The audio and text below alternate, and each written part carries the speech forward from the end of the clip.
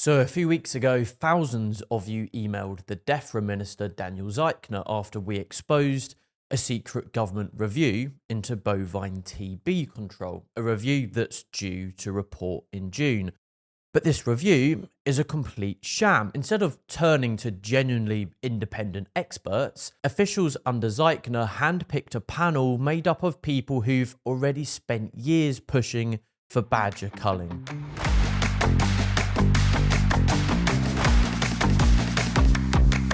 The chair of this panel is Professor Charles Godfrey, the very same academic whose 2018 review helped pave the way for the killing of over 150,000 badgers. Oxfordshire Badger Group quite rightly called it a real Oxford scandal. This is looking less like a scientific review and more like a done deal. And if that sounds familiar, it should. It's a lot like last year's sham consultation on the cull. We said then what we'll say again now. It feels like the government has already decided to continue killing badgers and basically doesn't care what individuals like you and me have to say. The petition letter we sent to Minister Zeichner made it clear. If this review does go ahead in its current form, it will lack all credibility. Because how can a group of pro-cull individuals ever admit that they got it wrong?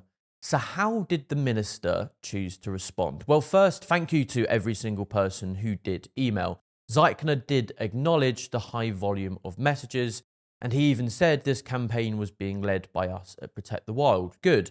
That tells us they're at least watching. But then came the real disappointment. He mentioned badgers in his letter just 3 times. 3. And only in the context of culling them, who's on the panel reviewing the cull, and business interests. No empathy for the 250,000 badgers already killed. No mention of their protected status.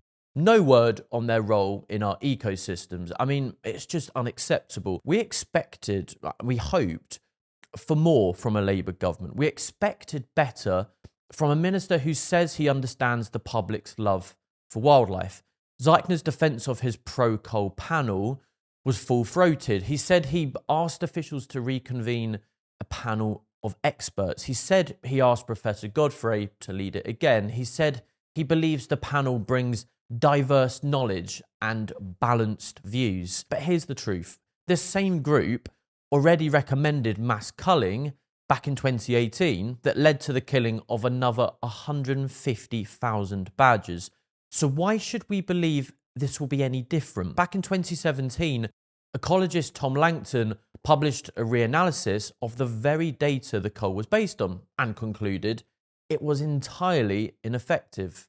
And again in 2022, he co-authored a peer-reviewed study that found no meaningful effect of badger culling on TB rates in cattle. The science is clear, but the panel is stacked with people who have repeatedly ignored that science. So once again, we're repeating the 6 steps the government must take if it wants anyone to take this review even a slightly bit seriously. Charles Godfrey must step down. No panel member should have a history of supporting culling. Appoint a truly independent review team.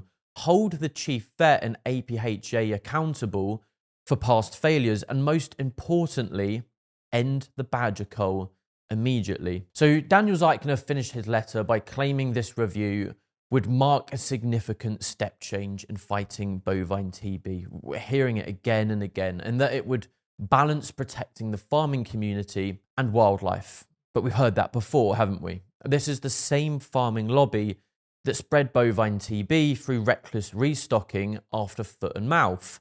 The same lobby that keeps ignoring biosecurity advice. The same lobby that never supported wildlife and never will. Let's be honest, and I love this analogy by my colleague Charlie, who wrote about this on our Substack the other week. If the government were a hotel, Protect the Wild would be stuck in the lobby, while the NFU and DEFRA shared a luxury suite upstairs. We hoped that a Labour government would break from the Tories' wildlife hostile legacy. But so far, they've been slow to act on hunting. They've shown support for commercial bird shooting, and now they're finding ways to delay the end of this cruel, unjustifiable badger cull. Zeichner's response doesn't mollify us, it underestimates us, because we're informed, we're engaged, and we're not going anywhere. This government obviously needs to do far better, far faster, before the last of its goodwill runs out. Thanks for watching this video. Please give it a share. If you haven't already, the government petition